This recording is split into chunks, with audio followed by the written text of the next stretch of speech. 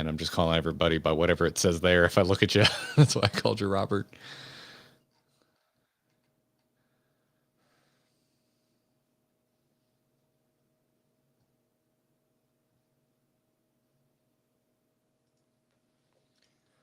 Welcome back to the stage, everybody. We hope you're enjoying a relaxing lunch.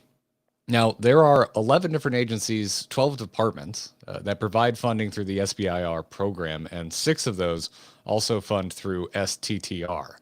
Each agency has a particular focus and mission. Typically, it is found in their name, like the Department of Energy or National Science Foundation. But like many things in life, it's the nuance that can do you in. For example, did you know that the USDA also funds forestry innovations and ideas to support rural development and growth? How about the fact that the Department of Transportation also funds ideas dealing with pipeline infrastructure? Once you start diving into the differences between agencies and how they run their own versions of the SBIR and STTR programs, there is a veritable treasure trove of information out there. And don't just take our word for it. Let's hear straight from several agencies as they provide rapid-fire pitches on their behalf, how they approach innovation, and some key details applicants should be aware of. You're about to hear from several agencies back to back, as each will have 5 minutes to shed some light on their programs. We're going to hear from DOE, NIH, DHS, NAVSEA, NOAA, EPA, USDA, and Blue Cyber, in that order, providing technology behaves with us. I'm now going to turn it over to our first agency presenter, Eileen Chatt, with the Department of Energy SBIR and STTR programs. Eileen, feel free to start. I assume you can see my screen and hear my voice. I'm going to just dive right into the specifics of the DOE SBIR STTR programs. I am the Outreach Program Manager at the DOE SBIR programs. Just like all other agencies, we provide the very early stage non-dilutive R&D fund. So we are operating at a time where much of the private sector is not interested. It's when you have a good idea and you want to prove feasibility of a technology to solve a certain type of problem. It's not a loan. Our grant is money that you don't have to pay back. We don't take a piece of your company, and we don't take your intellectual property. DOE is the third largest agency. Last year, our grants were at $348 million. And we have, being one of the larger agencies, we have both an SBIR and an STTR program. You should get to know the differences between those two programs because there are some differences. And you want to understand that before you decide which program is right for you. Some of the agencies issue grants, some of the agencies issue contracts, and we are a granting agency. So you're not going to be delivering a prototype to DOE. You are not going to be selling your technology to DOE. We are giving you money. You have a good idea. It was presumably an idea that advances the DOE mission. And we fund technology development that advances our mission. But it is your idea and your execution. I mean, there's accountability. You do have to issue a final report. But this is not a project that we necessarily would micromanage. It is for you to develop your technology with the ultimate goal of taking it to the commercial private marketplace. One thing that's specific about DOE is the letter of intent is required 6 weeks after the topics come out. We have a topics document open right now. It came out on November 7th. The funding opportunity announcement came out on Monday. And you do have to submit a letter of intent January 3rd in order to submit with this particular funding cycle. So just please be aware of that deadline. Our topics are very focused because we issue topics that align with the DOE mission. We do have kind of what I would call a threefold mission. We issue topics in clean energy, and everyone was probably pretty aware that DOE would issue topics in that area. Maybe some of you saw the press release yesterday in which one of the DOE funded national labs achieved fusion energy. So in addition to fusion energy, which is obviously a really advanced technology, deep tech technology, we issue topics in many other areas. Don't be intimidated by that. We have solar, we have wind, we have better use of fossil fuels, we have carbon capture, many topics in the clean energy area. But did you also know that DOE's mission includes development and leadership in basic energy and engineering science technology? So that includes things like understanding better how materials work, understanding how nuclear particles behave. We have a biological environmental research office that has topics in studying the atmosphere, studying the oceans, and even they study how plants behave. Have them baked into the screen. There's a little bit of there's another voice, Del, that's you. Okay, I think it stopped. And our BER office also studies the microbiome. So we have a huge quantity of topics. There's a lot of instrumentation. There's a lot of software. There's better microscopes. There's cybersecurity. And finally, our third part of our mission is enhancement of nuclear security, and that's topics in the area of nuclear detonation, a detection of movement of nuclear materials, and environmental mitigation of the nuclear weapons waste sites in the country. Our phase 1 is the first part. It's the entry point into our program. We have one open now. The phase 1 award is $200,000 or $250,000 as a maximum. It's a feasibility proof of concept study. You carry out your study from anywhere from 6 to 12 months of duration, and we issue about 400 awards per year. The success rate, we get about 2,000 applications a year for phase 1, and the success rate is about approximately 20%. If your phase 1 project is successful, you would move on to phase 2, which is a larger chunk of money. It's 1.1 or 1.6 million as a maximum. You carry out your phase 2 project over 2 years duration. It is research and development and deployment.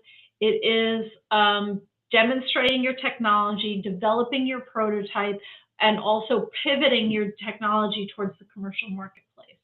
If you get to the point where you are preparing your phase 2 application, note that there is a 40% success rate at the phase 2 application cycle, which is a pretty good success rate for 1 million, a grant in excess of 1 million. These are the 13 offices that issue topics, the green being the offices that issue topics for the release that's out now. Again, the letter of intent is due January 3rd. The full application is due February 23rd. If you haven't looked, go to our funding opportunities page, open our topics document, look through carefully and see if there's something in there for you, something you can be responsive to. We have a very surprisingly wide breadth of topics. Here's a slide that the purpose of this slide is to demonstrate that we have a very wide variety of topics, and you don't know what's in there and whether there's something in there for you unless you look, you open the document, you do your keyword searches on the technology that you're developing. Very important is evaluating whether you're a good fit with DOE, SBIR, STTR, or you want to go look for funding elsewhere, other agencies, other programs, etc. So you do have to be, ultimately, you have to be responsive to the topic and the subtopic. You really have to be addressing what is being requested in the topic and the subtopic pair for which you apply. In addition to that, your idea must be novel. It can't be work that's already been done. It must be research and development, and it must be a feasibility study. And so you have to develop a solid work plan that will also link back to your feasibility objectives. Very importantly is also the team. You have to have the right team to carry out the project. You don't want to be a business major doing like a fusion energy project that, that have the business major be like the PI of the fusion energy project. So make sure you have the right team with the right expertise. The applications are reviewed according to the criteria that are shown here on the left side of the slide by peer reviews, people in industry, academia, national labs, not DOE employees, and those applications receive a technical review and on their meritorious, whether they're meritorious, and they come back to the program managers, they're ranked, and the most meritorious applications are the ones that receive awards. Okay, I just want to mention our free to you Phase 0 application assistance program. If you've never submitted to DOE, SBIR, STTR before, you are eligible for this program. You will receive a coach, one-on-one coaching with someone who will help you through the application process. We have, we're very friendly, we don't bite. You can reach out to us with an email, you can call us. On our homepage, you can find our phone numbers. You should get on our mailing list. We do have a number, we have up to 9 webinars throughout the application cycle in which you get to learn about the process and ask questions. The program has become more focused on commercialization success in recent years, and we have a number of resources to help you with that particular part of commercialization. We have partnering. We are setting up a partnering resources website, which will allow you to connect with those kinds of persons that you're looking for to help you be more successful in developing your technology and commercializing your technology. We offer in Phase 1 $6,500 above your maximum award amount to help prepare your Phase 2 commercialization plan. If you become a Phase 2 awardee, you get $50,000 in services to develop your pitch deck, do your product pricing study, market research study, and much more. Intellectual property support. And finally, if you're a Phase 1 awardee, you can apply to the be in a rapid shortened Energy I-Corps program, in which part of the program is to interview 30 prospective customers on what they're looking for. So a very valuable program. Can you imagine how much you're going to learn about your product marketplace by interviewing 30 potential customers? Okay, that's it. Hopefully I didn't go over time. Please reach out with questions. I have my phone number and my email. Thank you very much for listening.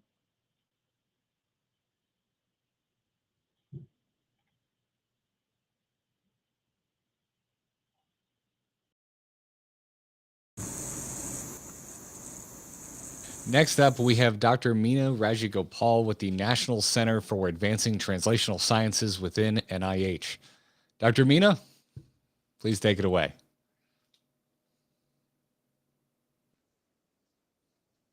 Program within the Office of Strategic Alliances at the National Center for Advancing Translational Sciences. And it's short for NCATS at NIH, right? And we are one of the 27 institutes at the NIH, and our mission is to promote and accelerate programs that would ultimately result in the development of more treatment options made available to all patients more rapidly. So the small business program within NCATS is very much aligned with our NCATS mission, and we promote tools and technologies that not just identifies but also mitigates the bottlenecks in this translational science pipeline that again would result or accelerate this process of basic science discoveries, making it to the market or the clinic, and the conversion into health solutions. Towards this, we support a number of programs at NCATS, a few of which are listed on the slide. I'm just going to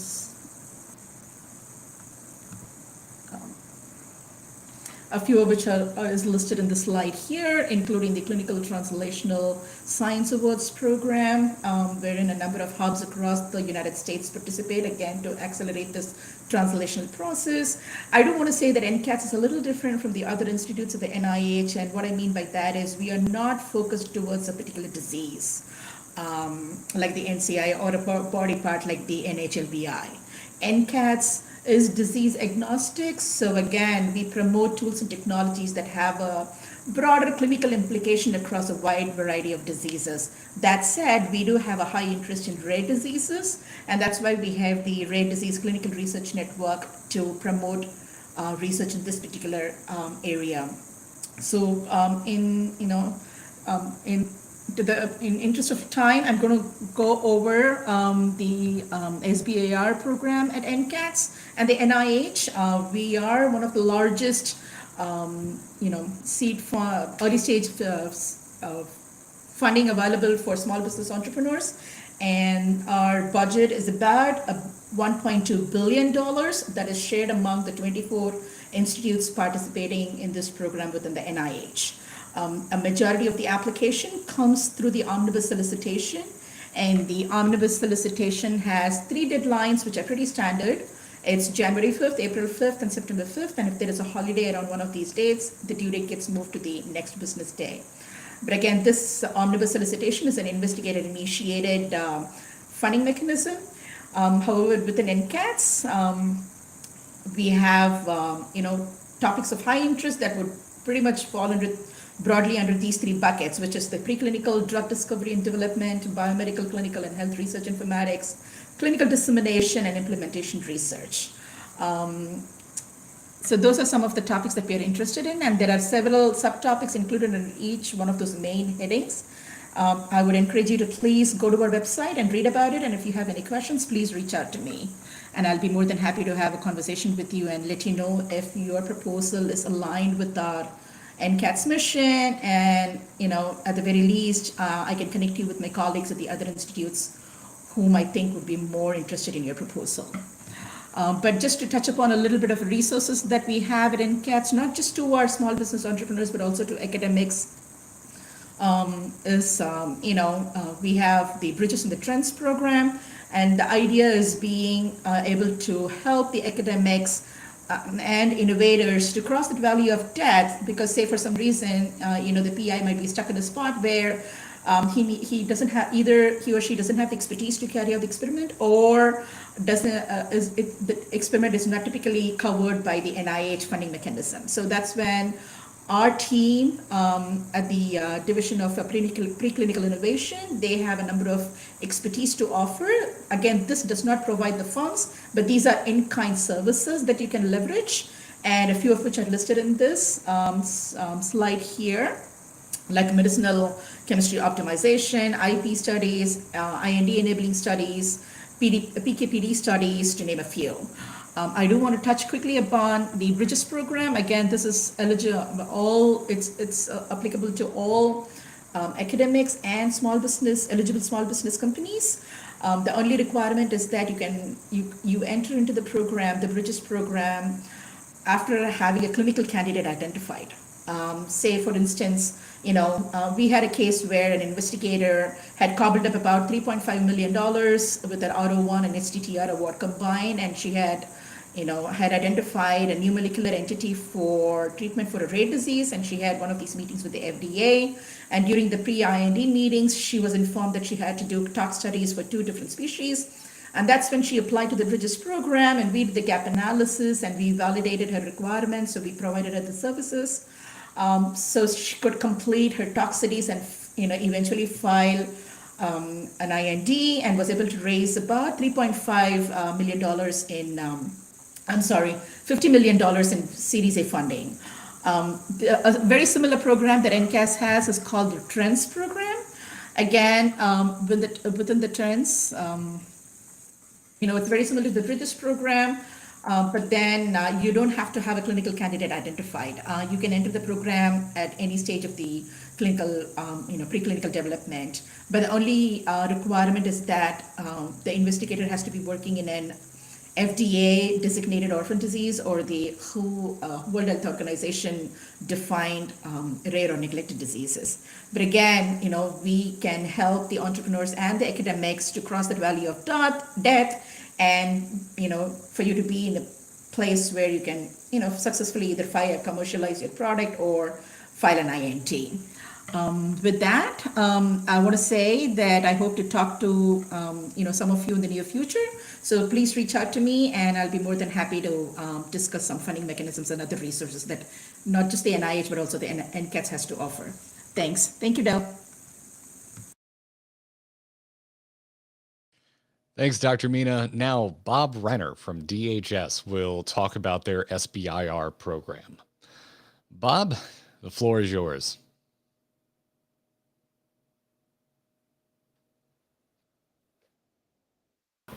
Well, good afternoon, everybody. Thanks for having me. A little bit about DHS, S&T. As you may know, the Department of Homeland Security was formed as a direct result of the 9/11 terrorist attacks to ensure that the United States would be better prepared to identify, prevent, and if needed, respond to any future threats against the people and critical infrastructure of our nation.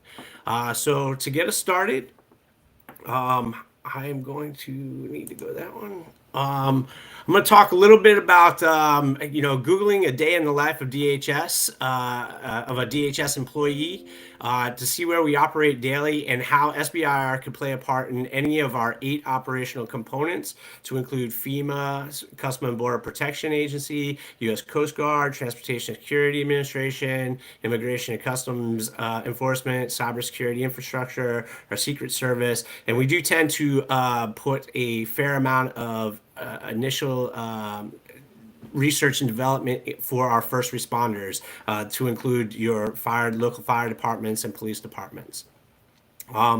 So real quick, what I want you to know, first, we award contracts. We are a contracting agency. Our operational components write our topics, seeking innovative ideas that meet specific homeland security and research and development and technology needs.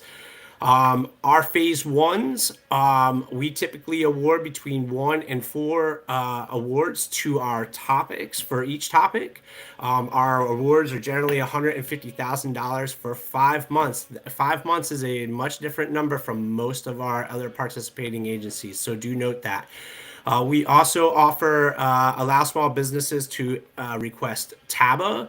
That request on phase ones may be up to $6,500, and that's on top of the $150K. All of our phase ones are then invited to submit a phase 2 proposal at the end of the phase 1. The objective of the phase 2 is to continue that research and development and get to a prototype. Our award structure is $1 million for 2 years. We typically get those awarded in March, and we award between 1 and 2 per topic on that. And TABA is also allowable up to $50K, but that is inclusive in the $1 million. So we'll go to the next slide. Our typical solicitation timeline is as follows, and right now we are at the very last day of our pre-solicitation. Our full and open solicitation goes out tomorrow. But we typically start that in November. December is when the full goes out. Proposals need to be in by January 17th. At 1 o'clock, and I urge you to not wait to the last minute if you are submitting proposals. These are our topics that we have out there in pre-solicitation right now. There will be a few updates within the topics, but these topics, all 7, will be out there for you to submit proposals to. Some other opportunities here within DHS. We do offer I-Corps, which is managed by National Science Foundation. We do send funding for a limited number of our SBIR participants, and that is an application process. We also offer our commercialization assistance marketplace program. This is offered to all phase 2 participants. It helps assess the needs of the companies to move forward to successful commercialization. It does provide some market research and strategic planning and other support services. We have our commercialization readiness pilot program. This is an internal pool. This is not something that can be applied for. We also have our other agency technology solutions where we award phase 2 contracts to projects that started in other agencies. We like to leverage work done by the other agencies that have much larger budgets, because DHS has a $20 million budget. Moving to our next slide, I urge you to take the opportunity to read through watch our webinar series to help you understand the inner workings of DHS's SBIR. We also hosted a deconstructing webinar yesterday, so please look for that to be coming in the next couple of weeks to be published to the site. Here's some other resources. The success stories are something that we're proud to get out there to learn about how other small businesses got through DHS's SBIR program. For the last slide, I do urge you to sign up for our listserv. We promise not to inundate your email, but we do try to get that information, any information that we're looking to get done, out there to you guys. And I have one opening left in our booth today for a meeting with me, so I know that was very fast. I'm trying to make up a little time for you. Thank you so much.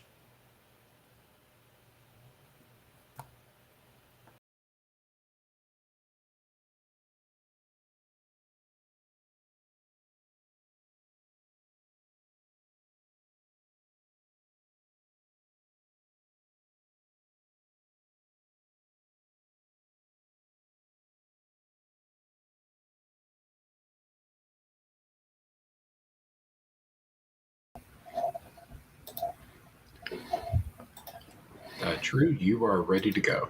Okay. Del, can you hear me? Yep, we can hear you. Okay, fantastic. Thank you, everyone.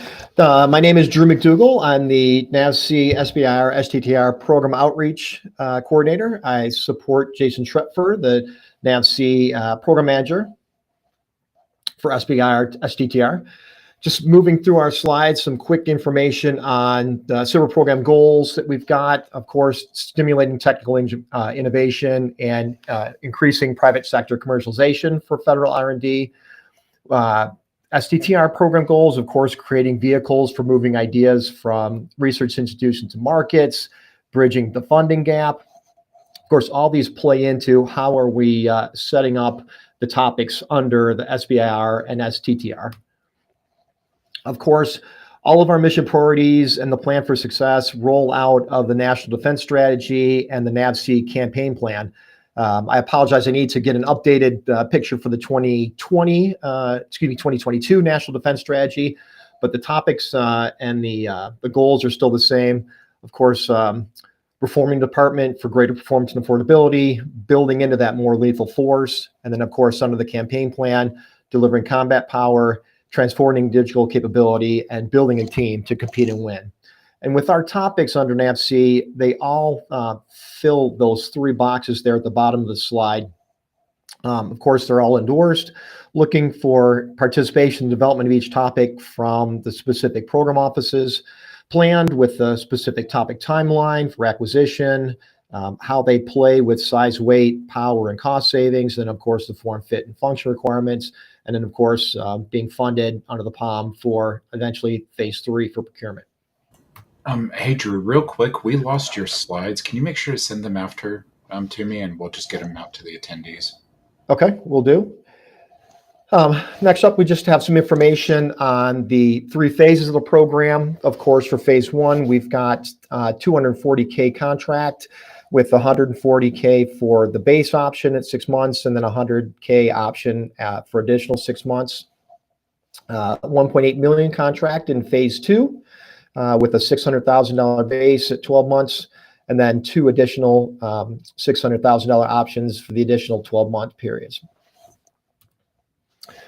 For the upcoming 23.1 and A release, the schedule is slipped for this year. The pre-release period for the topics is now the 11th of January, 2023. The official opening period is hits on February 8th, and then the closing on March 8th. Just for everyone's information, posted on NavySBIR.com.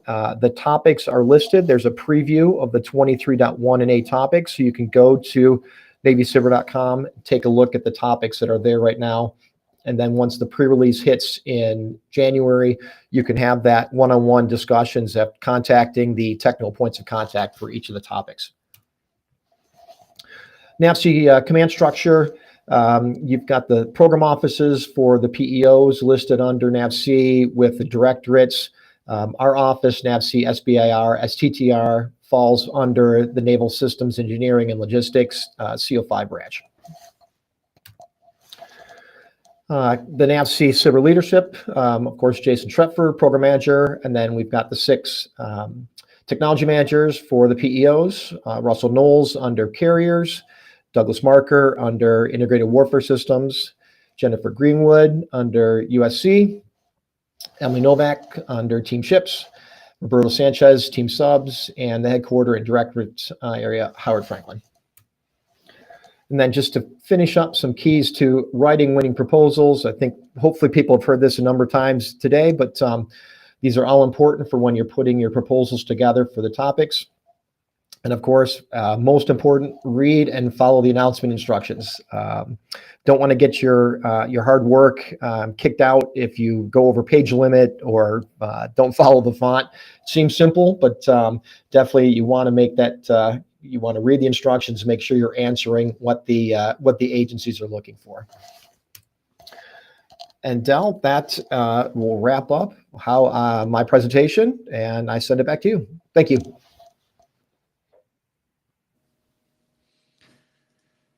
Thanks, Drew. Next, we have April Richards with EPA. April, if you're ready, the floor is yours. I am on stage. Excellent. And is someone sharing my slides? I can, April. I will do it in just one second if you want to get started. Let's see, that would be awesome. Okay. Yes, let me keep it brief. Basically what everybody else said.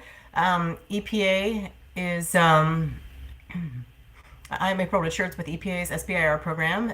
And if you just go to the next slide, we are mission oriented. So EPA has a very, or maybe I go to the next slide. Yep, there we go. The mission is to protect human health and the environment. Very concise and extremely important mission in my mind. So we're looking to use the SBIR program to seed technology innovations to meet the agency's mission. And I always joke, to save the planet, we have about $5 million per year. We are the smallest of the SBIR agencies. So what I really want to talk to you today about is topics, because I think if you have a technology that fits one of our topics, then we try to make it that you have a reasonable chance of getting funded, just like if you applied to a larger agency. So I will spend a little time on that. But like the other small agencies, just one funding cycle per year, phased approach, and we do award everything as contracts. So again, applying to us, we have fairly specific topics. We really want you to be responsive. We just don't have enough money. We don't want to send declinations. So we'd really just like to make sure proposals are responsive to the topics that we identify every year.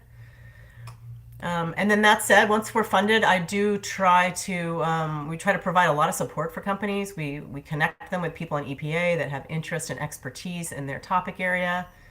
We provide commercialization support. And we do a lot of communications. We're trying to up our presence on social media, and we do newsletters and just like trying to get the word out about your successful projects. And of course, we're saving the planet. So that is always good. So one solicitation per year, that is scheduled for June. As someone else mentioned, they had a listserv. Like really the best way to get news for us is just to sign up for that listserv. As soon as the topics are released, as soon as we know the dates, we'll send it out on that listserv. So that is the best way if you have any interest. So let me just hit on hit on these topics, which my screen is a little split, unfortunately, but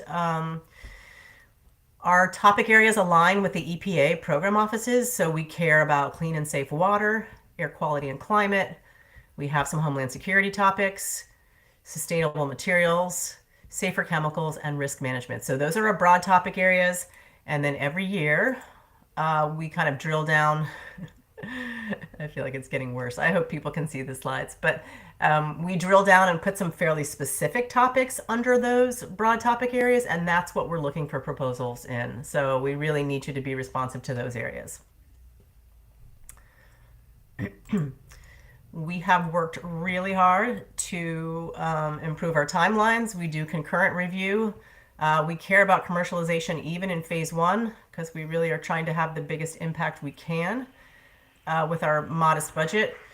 So we do a commercial review. At the same time, we look at technical and relevancy review. And we're getting awards made from the day the solicitation closes to the award start date at about 120 days. So we really think that's valuable to get money to small businesses quickly. And our favorite success story is one of these Ecovative. They are our mushroom materials. They make everything with mushrooms. They've made like a styrofoam replacement. They make building materials, they make packaging, and they made this they're moving into things like fabrics. They've made this very cool jacket and also bio-based foods. So there is nothing that they cannot make with mushrooms. A very good example of a disruptive technology that has lots of environmental benefits.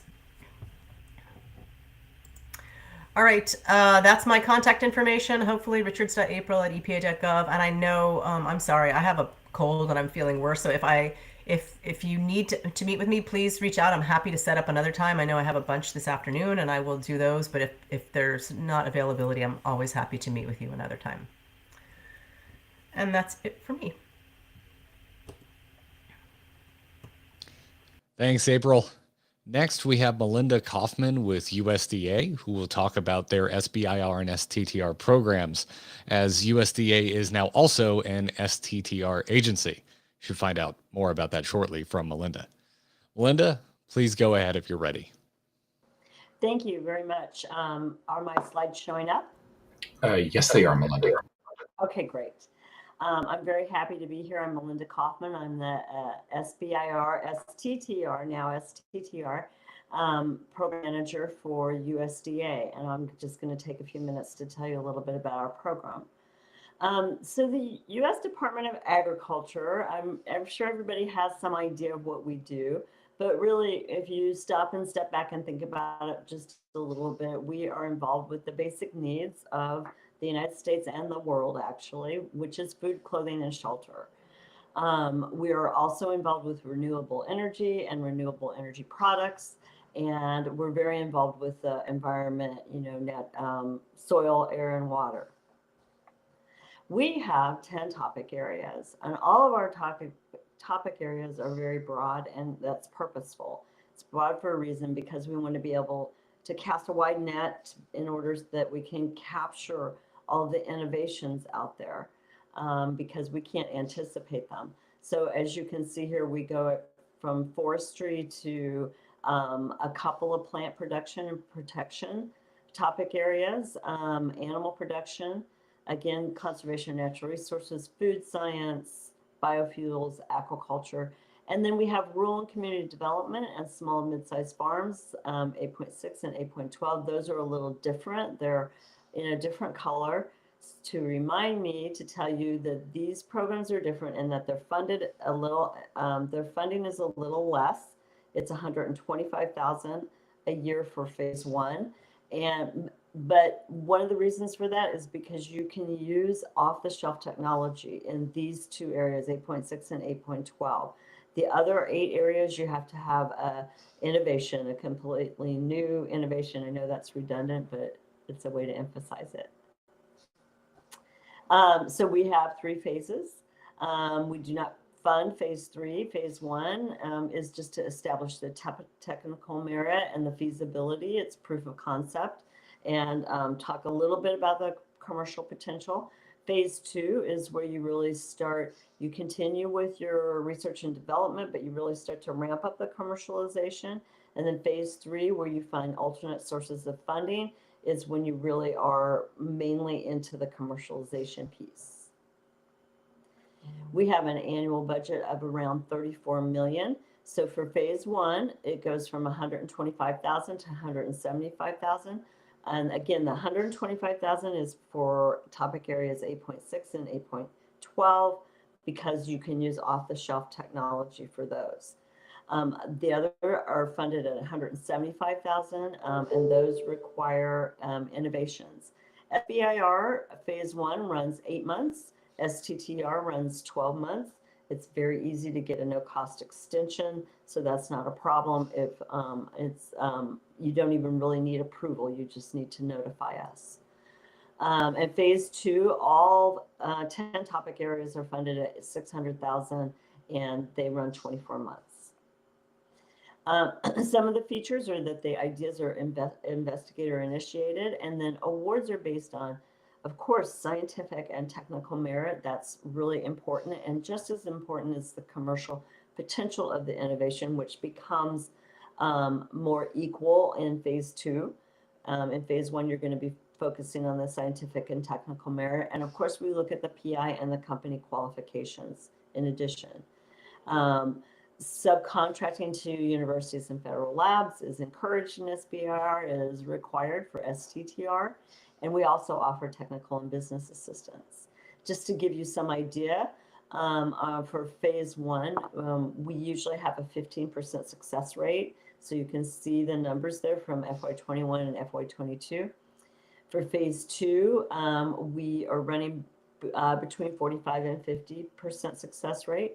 There's no direct to Phase 2. You can only, after having, or if you're on your way to successfully completing a Phase 1, then you can apply for Phase 2. TABA for Phase 1 is $6,500, and that is used to develop a commercialization plan for your Phase 2 application. And then in Phase 2, the TABA is $50,000, and that is, again, where you start to really ramp up the commercialization of your innovation. And TABA can pay, this is just a small example of what TABA can pay for. It can pay for a lot of different things around commercialization. But this is just a list of common things. These are our typical program deadlines. We can't promise this every year. Sometimes we're off for various reasons. But it's usually, the solicitation is usually released in July, and then the deadline is in October, and your start date is in July of the following year. So those who applied for FY23 begin in July and are awarded will begin in July of 23. Phase 2, again, only open to Phase 1 awardees. Solicitation is usually released in December, and the deadline is in March. You get reviews and award notifications April through June, and start date is September. And a little bit of advice for applications, please provide in your Phase 1 application a brief vision of what the market opportunity is as you see it. What is your dream? What is your vision? Let the panel know that. And then sell the importance of your project in alignment with USDA priorities, which are listed in the RFA, and provide a detailed experimental plan that's very important in your project narrative that the reviewers can understand. These are all grants. We don't do any contracting, and it's a peer review process. So provide that detailed experimental plan. And then provide a little insight into the commercial potential, and then show connectivity with communities by having letters of support from end users. Oh, most importantly, I can't believe I skipped that, read the RFA. It has almost all the answers that you will need.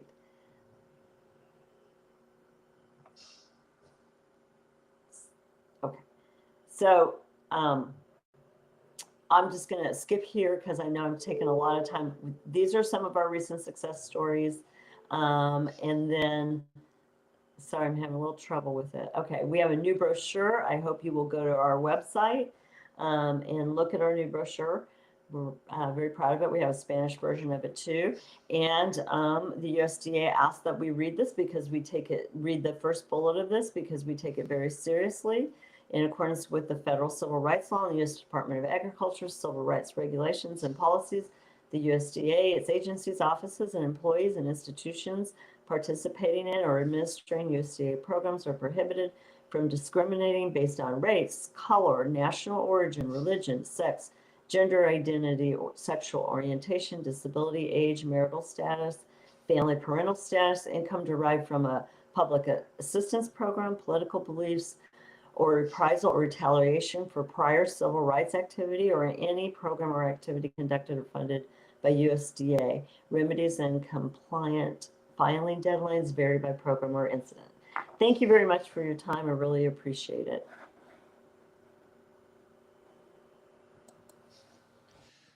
Thank you, Melinda. Now, our final presenter will be Kelly Kiernan, who will briefly speak on Blue Cyber, a small business-focused cybersecurity effort. Kelly, if you're ready. For letting me join you today. Let me get this slides going. There we go, I think, right? Let me know you can see my slides. Yep. So, right. So the Department of the Navy Chief Information Security Officer has a program called Blue Cyber, which is powered by Navy SBIR STTR, Bob Smith there. So what we're going to do is we're going to help with enterprise risk reduction. Whose enterprise? Yours and ours. This is an early partnership with the DIB, between the Navy and the DIB. Our goal is to make sure that no small business contractor or future contractor is sitting with any cybersecurity or information protection questions. I'm going to show you in a minute how we have daily, weekly, and monthly activities for you, and 40 presentations that are relevant to your cybersecurity journey. We had over 11,500 small businesses contacted in FY22, and I talk with over 120 small businesses each week. We know that the threat is real. We can see from the Defense Cybercrime Center that hacking and phishing are the ways that our adversaries are coming after our small businesses. And cyber firms, when they appear on SAM.gov, that they just got a research contract to help whomever, Department of the Navy, Department of the Army, Department of the Air Force, you now become a very interesting person to our adversaries. All of our events are on SBIR.gov, and we're talking about NIST SP 800-171. So if you're in the DoD, this requirement appears in your contract in the DFAR 7012. If you're not in the DoD, well, you're going to have to do something. And NIST SP 800-171 is not related to the DoD, but it was adopted by the DoD. It is the U.S. federal standard for protecting controlled unclassified information. And it is the only comprehensive standard that's out there. So this is coming your way, whether you have a DoD contract or not. So how is Blue Cyber going to help? We have daily open office hours. Every day, nearly every day, I'm available to meet with you, hear your story, and help you on your cybersecurity journey. Help you how? Help you by connecting you to the resources that are out there for you. There are a plethora of resources for you, sometimes in the form of subsidized services, sometimes in the form of information. For example, in Indiana, if you were keeping track of your PTAC, now called Apex Accelerator, you would know that they had partnered with the Indiana NIST Manufacturing Extension Program to provide 15 free hours of cybersecurity counseling. If you didn't know that, you would have learned it from me. Also, things like NSA has about $30,000 worth of services for you if you have a DoD contract. And CISA.gov, they have services for you if you don't have a DoD contract. So come on down to the Blue Cyber, either our office hours or every Tuesday, we have an Ask Me Anything cybersecurity. Every Tuesday, 1 p.m. Eastern, there's been 70 in a row, and there'll be 70 more in a row. Again, this is a radical early partnership between the Navy and the DIB, and it's open to the public. Why? because we'd like to work with you before you become a member of the DIB and before you become a SBIR STTR contractor. These are the kinds of things you'll find, the kind of meetings we have every Tuesday. Next Tuesday is a 6-hour boot camp where we're going to go through all of the requirements to do business with the Department of Defense when it comes to cybersecurity, which, remember, in the end is simply going to protect your intellectual property, which I'm sure you're as interested in protecting your intellectual property as we're interested in protecting our controlled unclassified information. So let's partner and work together. You'll also have the treat of an unclassified cyber threat briefing next Tuesday, 10 a.m. Eastern is the start. It goes 6 hours. So again, every month and on the 20th, next Tuesday, we're going to have our boot camp. We have one every month just for you. And we have a beautiful website created that has the 40 presentations on it and all of our events in yellow. But if you forget about that, all of our events are on SBIR.gov/events. Any questions? There's a QR code that'll take you to that beautiful website. There's my email. I'll put it in the chat here in a minute. And I can answer any questions if there's time for that. Thanks.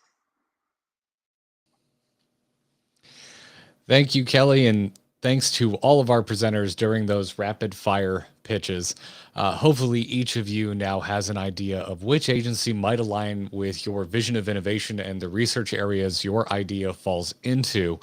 Now, please enjoy the remainder of the break. Head over to the booths and talk with some of the organizations that might help you get there. We'll see you at around 1:10 for our next panel session.